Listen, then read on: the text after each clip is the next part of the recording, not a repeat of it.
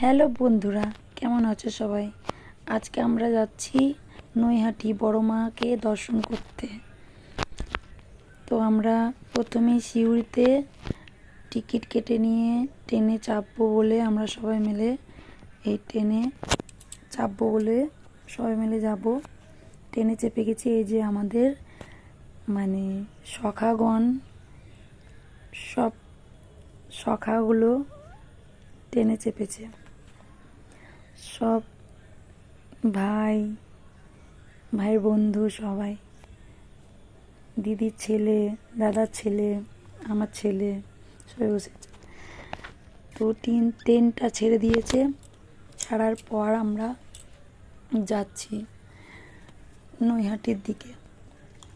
এই যে এই নৈহাটি স্টেশনে, আর প্রচুর ভিড়। নৈহাটি বড় মাকে দর্শন করার জন্য প্রচুর লোক এসছে, প্রচুর। তো আজকের ছিল রবিবার দিন, তার জন্য আরও বেশি ভিড় হয়েছে।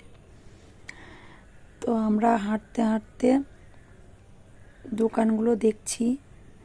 চারিদিকে শুধু বড় মারই ফটো বিক্রি হচ্ছে, দেখতে পাবে। দেখো, এই দেখো, চারিদিকে শুধু বড় মারই ছবি বিক্রি হচ্ছে।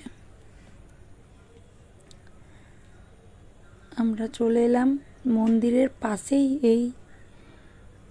এই যে পূজা মিষ্টান্ন ভাণ্ডার, এখানে আমরা পুজোর সামগ্রী সব কিছু নিয়েছিলাম। কেউ যদি ভাবো তোমরা এখানে নিতে পারো। এই যে আমার বরমশাই সবারই পয়সা নিয়ে পুজোর ডালাগুলো দিচ্ছে। এবার আমরা হাঁটতে শুরু করলাম। এতটাই ভিড় হচ্ছে, দেখো তোমরা কত লাইন দেখাচ্ছি। দাঁড়াও, দেখো, আমরা হাঁটতেই থাকছি। তো লাইন আর শেষ হয় না।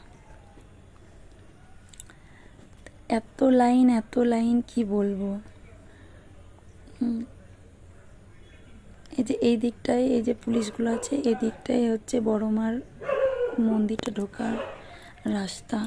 যারা লাইনে দাঁড়িয়ে আছে ওই দিকটাই, যেই মন্দিরের ভেতর প্রবেশ করবে। আমার গলার অবস্থা দেখছো। আমরা এত নৈহাটি গিয়ে এত জল খেয়েছি, ঠান্ডা জল, গরমের জন্য।